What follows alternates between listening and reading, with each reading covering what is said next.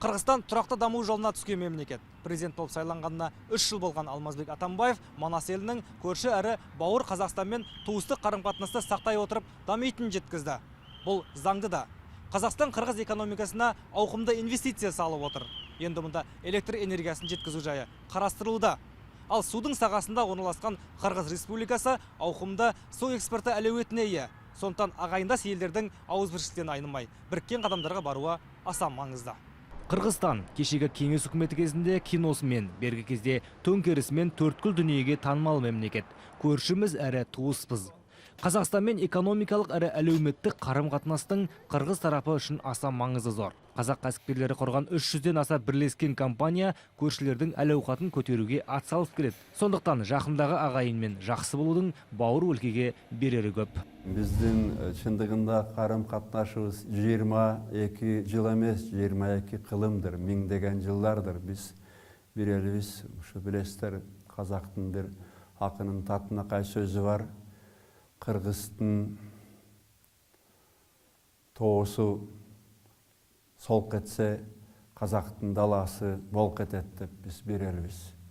Мұна қандай бір жамандық болғанда, дайма бір туғандай күйес бір-бірімізге қиын мезгілде жардам беріп. Ошондуктан мен ойлап тұрам, мұны жоғалтпаш керек.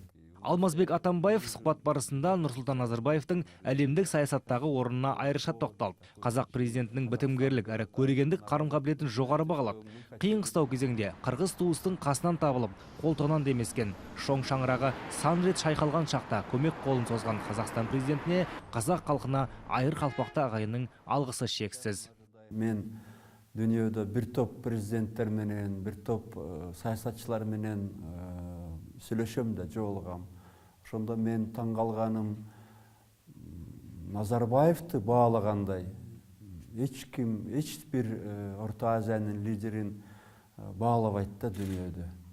Ким менен сөйлешсең, Путин болобу, Си Цзиньпин болобу, Европа лидерлери болобу, Меркель болобу, Назарбаевка теңеле турган Орта Азия эмес, дүниеде дагы лидерлер аз. Анткени ушундай кыйын, татаал мезгилде Советтер Союзу урагандан кийин Казакстанды сактап калыш. Казакстан дүниеде 5-чи. Экономика күчү боюнча дүниенин 50 мамлекеттин ичине кирет. Қырғыз бауырдың басынан өткен 2 төңкеріс елдің есінен еш шықпақ емес. Мемлекет басшыларының ауысып, жүздеген жанның құрбан болуына әкеліп соққан қанды қозғалыстарға кінәлі сол кездегі биліктің өзі дейді Алмазбек Атамбаев. Қастерлі күннің қасіретті белгісі боздақтардың мына тасқа қашалған аты жөні мен оларға арнап қойылған ескерткіш қана. Вы знаете, повод для революции. Білесіздер ме, төңкерістің болуына биліктің өзі себепші болады. Билік өз қалтасын өзі ғана ойлап, халықты ойламаса, оның соңы қозғалыс қалып келеді. Украинадағы, араб елдеріндегі, Қырғызстандағы 2 рет болған төңкерістің себебі биліктің өзі еді. Мен ашық айта аламын, енді билік мұндай себептерге жол бермейді. 2013-2017 жылдарға арналған стратегиямызға халық билігін нығайту, ашық сайлау, биліктің есептілігі туралы қағидаларды енгіздік, парламенттік даму жолын белгіледік. Дүниежүзілік сауда ұйымына мүше Қырғызстан келер жылдан бастап кедендік одаққа, оның әрі Еуразиялық экономикалық одаққа кіруге талпынып жатыр. Елдің еңсесін көтеріп, көшін түзеудің даңғыл әрі жалғыз жолы осы. Қоңсылас елдермен мақсат мүдде бір, дегенмен трансшекаралық өзендерді бөлісуде түсініспеушілік жоқ емес. Бұл жағдайда өзбектің өз мүддесі бар. Қырғыз еліне Ташкент тарапынан келетін көгілдір отынның уақытша тоқтатылуынан ақ судың маңындағы саяси салқындық сезіледі. Сондықтан электр энергиясын қасындағы Қазақстаннан тасымалдау қырғыздар үшін тиімді. Дегенмен Қырғызстан тарихындағы 4-ші президент Алмазбек Атамбаев тұсында елде саяси тұрақтылық сақталып отыр. Ендігі мақсатта осы тыныштықты тұрақты ету. Алмазбек Атамбаев Қырғыз Республикасының аумалы түкпелі кезеңдерден өткенін, бүгінгі биліктің бас ұстанымы халық сенімнен шығу екенін жеткізді.